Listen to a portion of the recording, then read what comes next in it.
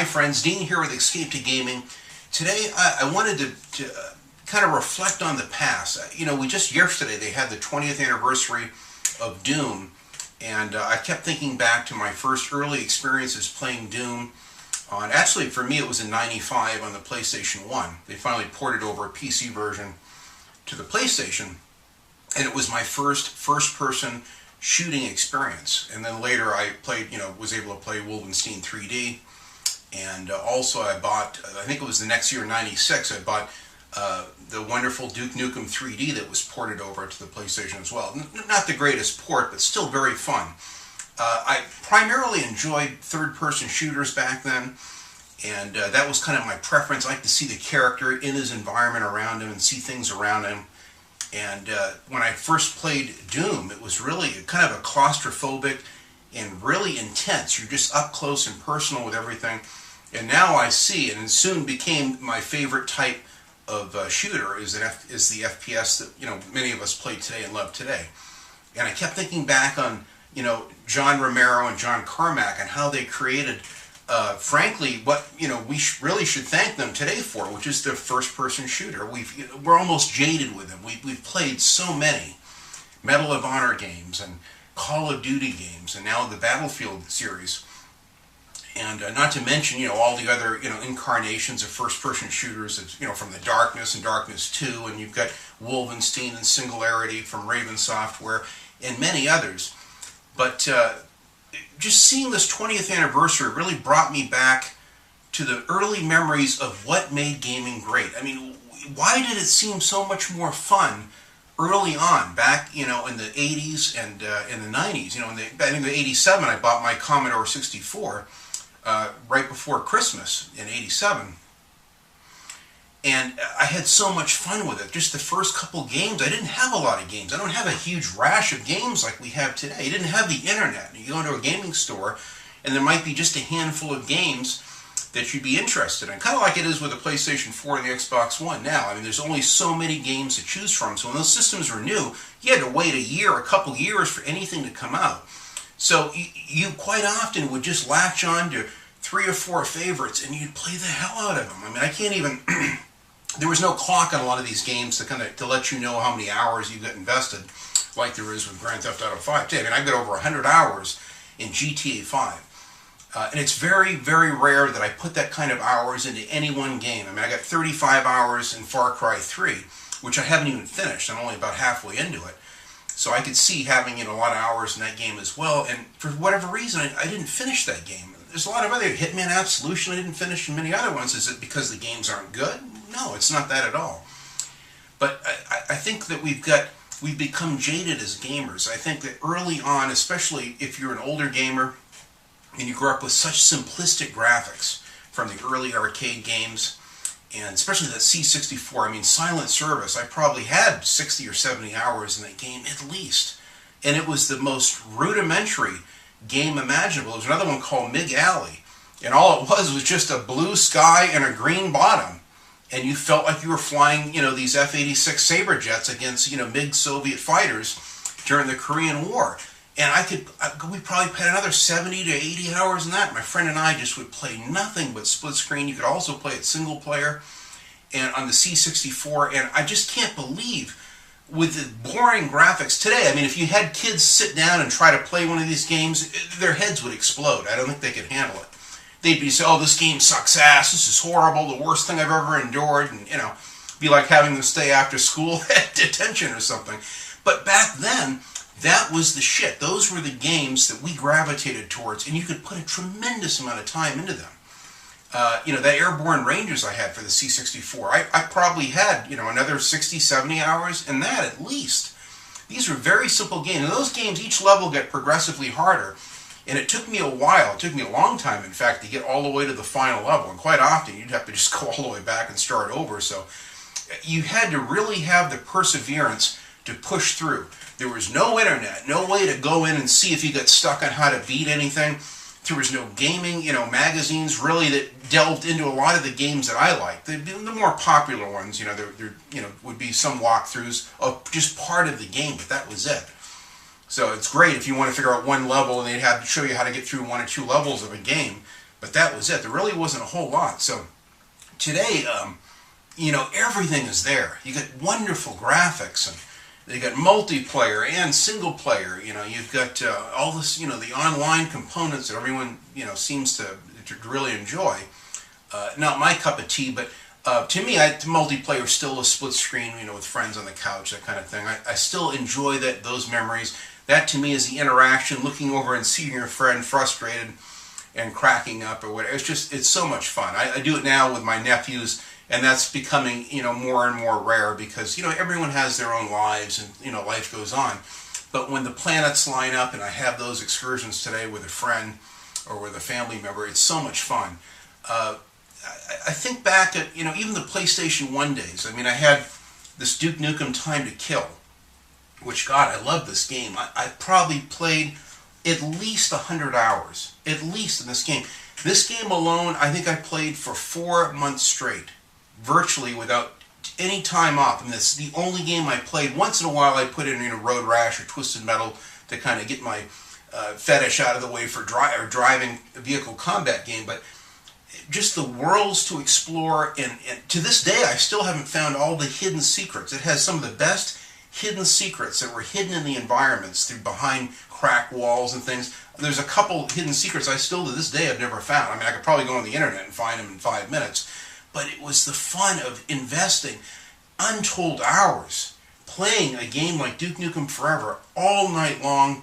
I had another good friend of mine, Chris, who would come over, and we'd play this game and take turns every day after work. I mean, for hours. My wife was getting furious because he wouldn't go home and leave. And then quite often, we just invite him to dinner, and then he wouldn't. Even after that, my wife goes to bed, I stay up and put another 5 or 6 hours in with him on this, and we just take turns in the single player and playing our favorite boss battles.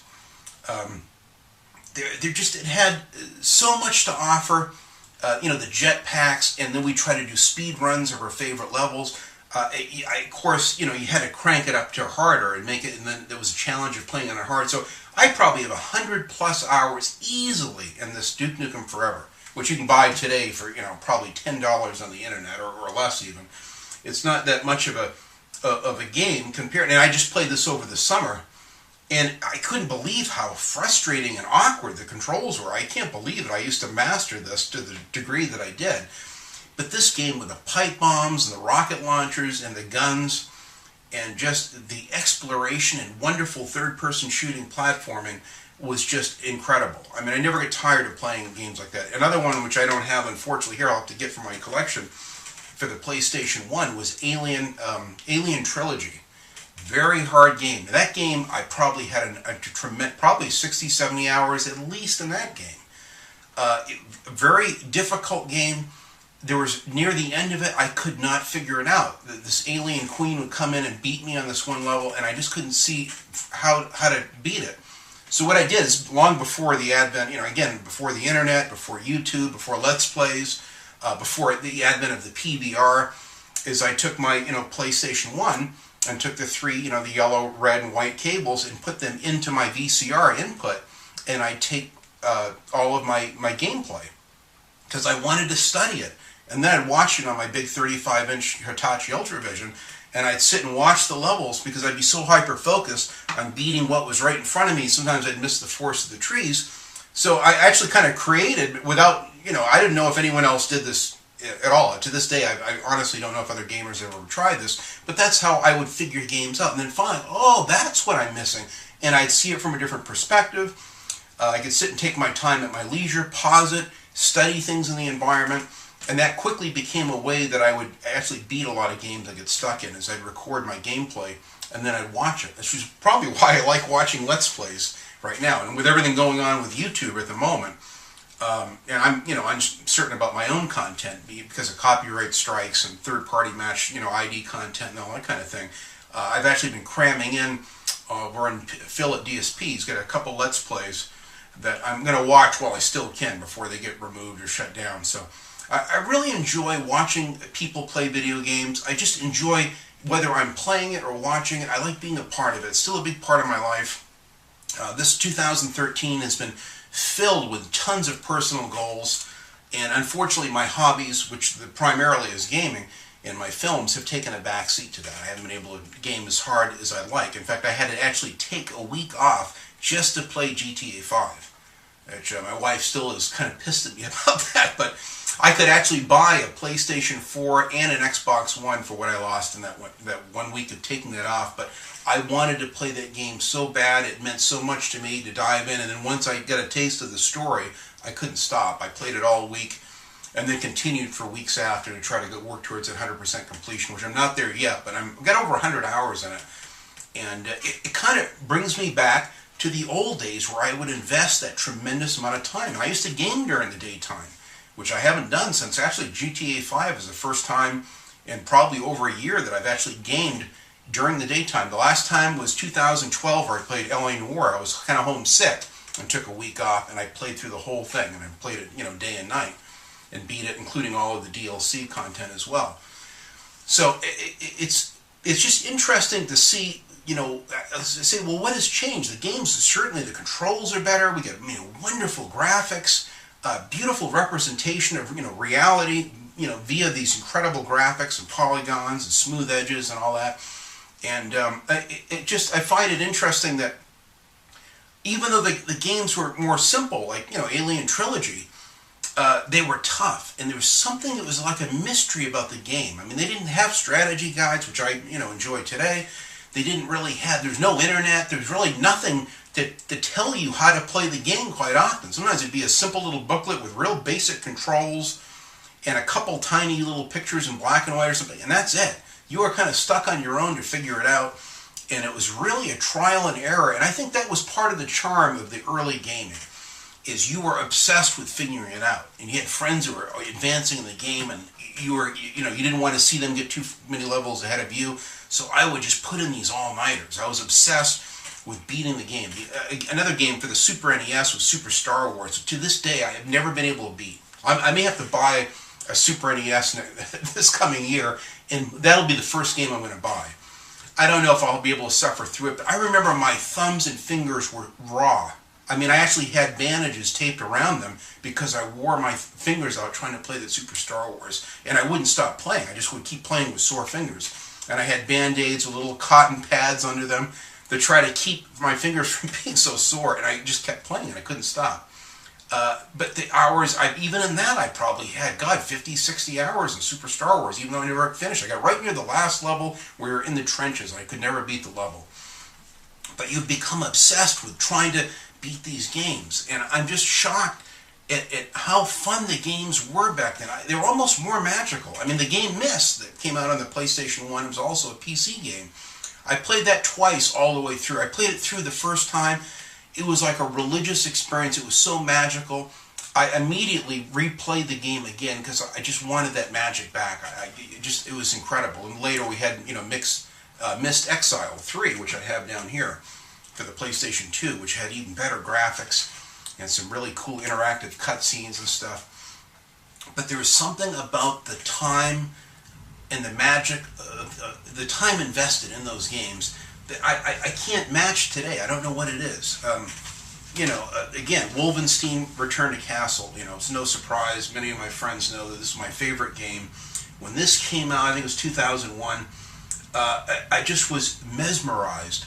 And it had these hidden items and gold hidden within the levels, and it would help you level up with your weapons and upgrades. So I would just replay the levels over and over. I didn't want to advance, and you could save your profile, you could save your progress along the way anywhere you want. And I've been playing this over the summer quite a bit and really enjoy this. I may have to do a review and some playthroughs of this if I'm allowed. But this is another id Software game, and just the fact that this is our 20th anniversary of Doom. This immediately came to mind, along with Quake 4, which I also enjoy. But it makes some wonderful games, and I thought that they couldn't beat Doom. I really thought Doom and Duke Nukem 3D were the epitome of first-person shooters. But when the PlayStation 2 came out and this game came out, I couldn't believe how much time I put in. This game here, I probably have maybe 120 hours. I'm not kidding. This is like my Skyrim. I've put a tremendous amount of time playing on the hardest levels, trying to do speed runs of levels, trying to find every collectible in the game. I'd go through every break, every hidden area in the walls, the floors, behind the Nazi flags would be hidden areas, compartments. So you would play it at one time doing a speed run, and another time just going through and seeing if you could find all the collectibles. And it's incredible the magic that I would feel. The last couple levels were intense. I had a friend of mine that just called me. I hadn't seen him in years down in LA. And he said, God, I remember coming over. He said this to me just the other day. He goes, I remember coming over and watching you play the last couple levels of Wolfenstein Return to Castle on your PlayStation 2. And dude, you were so intense. I mean, you were so into the game. I've never seen anything like it. And it brought back a flood of memories of good times on the couch and, with my friends hanging out. And quite often, if the game didn't have split screen, we would just take our time and just take turns playing the games. We had so much fun. That same friend of mine would come over and we'd play this 007 from Russia with Love. They had a wonderful split screen with jetpacks. They had several levels with jetpacks where you could shoot with machine guns and rocket launchers flying up and down around buildings and bridges and stuff. And it was just, we laughed ourselves silly playing it. Again, who knows how many hours I had in that. Like I said, when I first relocated down in Southern California, back when the PlayStation 2 first came out, I didn't have a lot of money. We were really broke. We just moved. I had just taken basically a year off from work because of this head-on collision that I had that kind of laid me up for the better part of a year. So I lost a tremendous amount of money in work. I had to sell off a bunch of my cars to kind of pay my bills that year. So when the PS2 came out, I had to have one day one. And I could barely afford it. It was very expensive at the time. And today, it would be like probably spending $700 in today's money.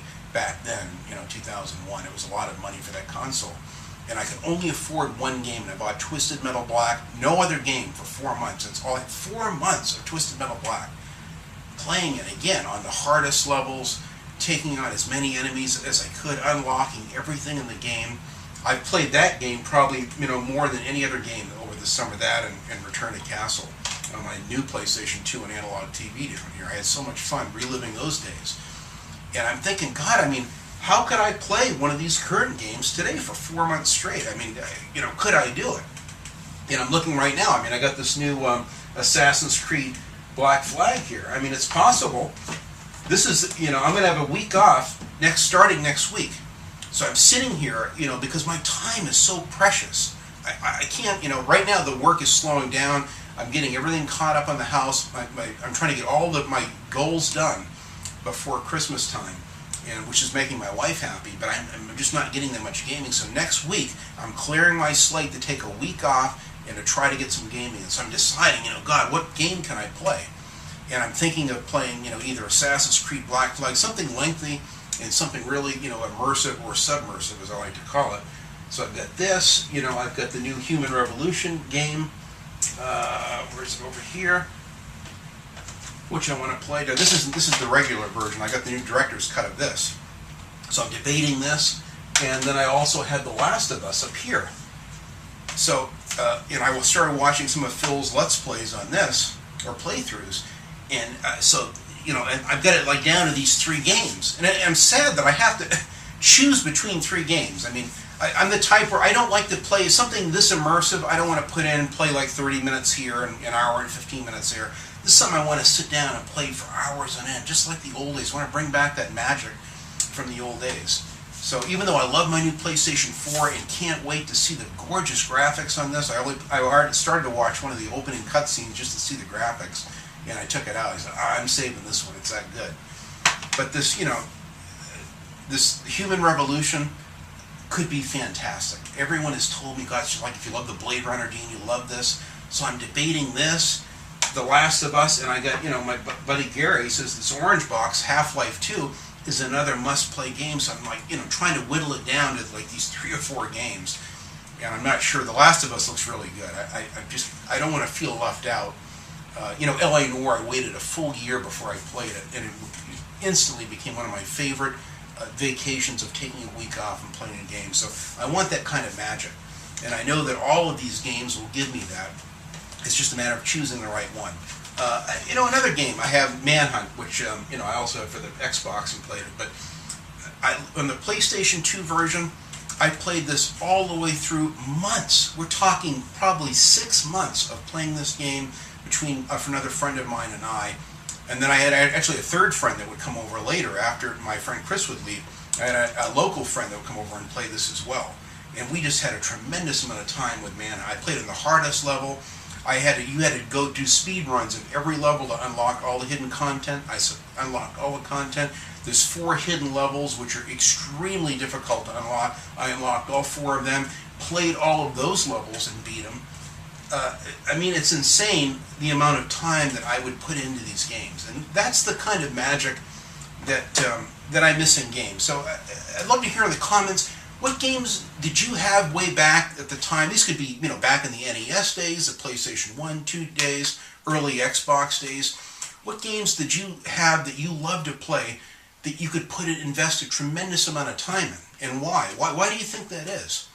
I'm wondering, I hear Adam Sessler quite often say, oh God, I'm getting old and I can't game as hard. I needed someone else to help me finish God of War, Ascension, and what have you. And I hear him complain quite often about his age and how it affects his ability to game. I haven't noticed that, but I've noticed almost like being, as an older person, when you're younger, it's like you got to have sex every single day. It's the same thing with gaming. It's wonderful, it's exciting, it's new, you can't wait to have it. When you get older, it's like eating steak every day. It's nice, it's still just as nice, but you don't have to feast on it all the time to the same degree that you did back then. And gaming's kind of like that with me today. I can't put in the long gaming sessions quite often. I'm just too tired and just mentally wiped out. So I enjoy the little bit of time I have, whether it's 90 minutes or a couple hours, or if I'm fortunate enough to have a few days off or a whole weekend where I can, put a big chunk in on Grand Theft Auto 5. It's magic. And it's just as fun and exciting as those times back in 87, or back in 95, or 2001, or even 2005 or so. Many of the wonderful Xbox games, Land of the Dead, Road to Fiddler's Green. I played that through a couple times, all the way through, and would try to crank the difficulty level up. And it just was a challenge. The games I really liked. And I didn't care if the Metacritic scores were low on them. It didn't matter whether they were popular. I had no internet to frankly taint my view of the games. I loved them for what they were. They could have been the world's worst games. I was cut off from the world. I didn't know. I just loved the games. And I didn't have a lot of them. Eventually, over time, I built up a huge collection of over 100 Commodore 64 games. And I had a pretty good stack of, Super NES games. But for the PlayStation, in the 90s, they were slow. It took me a while to build up. I only had like 7 or 8 games, and it took me a while to build up to 20 and then more games. And the PlayStation 2 and regular Xbox days, I started building bigger and bigger collections of 20 plus games on each system. Today I've got, over, 100 games, 101 games or whatever for the Xbox 360, and, 22 or 23 games for the PlayStation 3. So I don't have I have a lot more games, but I can't find the time, honestly, to play them and enjoy them to the same degree. So it's almost like you're jaded. You've got a kidney candy store. You can have anything you want, and you become almost immobilized by the indecision. Where I'm sitting here right now deciding, okay, it's like I have a time slot of a week or so tops.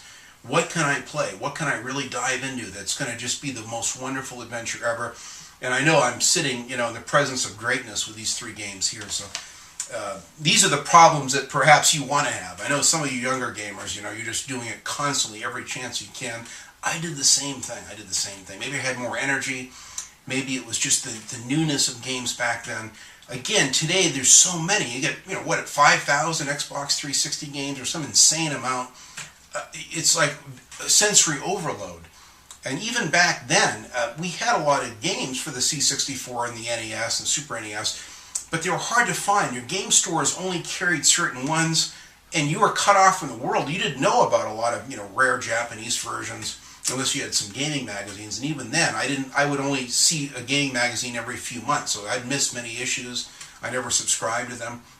So you're really cut off from the world as to what was in, what was good, what was bad, what was coming out. Today, with the internet, you can see everything to death. But before the game even comes out, you pretty much know whether it's worth playing. You've already seen advanced previews of many of the levels and the cutscenes and the type of content.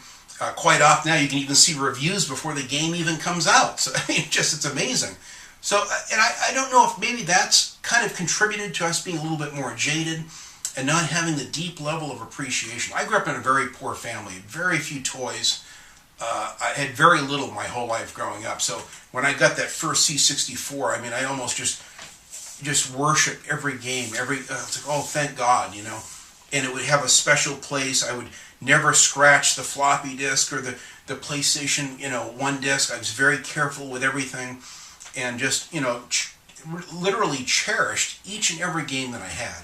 And rarely would I trade them. I had a couple that I would trade with some friends, especially the C64 games, because you didn't know whether they were good or not. You'd buy one quite often. You just had no idea. And it'd be a real dog. The controls would be horrid. But I had another friend that really liked that genre or whatever, and you go, oh, dude, I'll take that. Well, okay, I'll take here, you can have it. And then he would offer me something. So it would work out. But today it's different. Here we get, in the land of plenty, we have everything, but we're like gluttonous. We have so much that we've become lazy and fat in all the games. Maybe that's why we don't finish a lot of the games. That's why I haven't finished, Far Cry 3 or Hitman Absolution. I never even finished, frankly, a lot of the Fear game I haven't finished. Another one I wanted to finish, Killzone 2, I still haven't finished. But yet I get Killzone Shadowfall sitting here too. So I'm going to have to pick and choose. I'm going to try to allocate more time. I've got the bulk of my goals done for my home and the cars and all this crap that I've been focused all year on. And next year I'm going to try to put more time into gaming. I have tried to make the time to squeeze out these little vlogs when I can, but my gaming really has suffered this year quite a bit. And I'm actually envious of those of you that can do a lot more of the gaming. A couple of my friends got, a brand new PS4 at the same time I did. And bang, they blew through 4 games in the first week. Oh my God, I haven't done that, since the mid-90s. It's been a long time since I've done that. So I'm anxious to get back into that again. I just want to hear your thoughts on the things that your favorite memories of immersion, of just when you were captivated by a game, and the clock went by incredibly fast. 7-8 hours went by like a couple hours, and you just couldn't pull away from it. And you finished the game, and then you replayed it again, maybe on hard, maybe with your friends to show them how you could go through a level. And I just miss that magic, and I know it's all in the mind, and perhaps how we view it. So this is something that kind of was triggered by this 20th anniversary of Doom.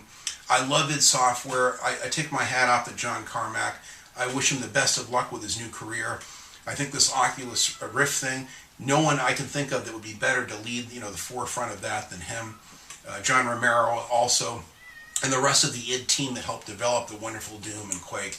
I take my hat off and bow down to all of these guys. You guys provided us the wonderful hobby that we have today, which is the first-person shooter, which I still to this day enjoy and really appreciate. So thanks guys for watching. Enjoy your Christmas. We're going to have a wonderful Christmas this year, and I'm looking forward to a bright new year. I mean, even with all of the problems with YouTube and with the world around us that changes, we still have each other as friends and gamers, and I'm going to continue to try to get these vlogs out and do the best I can.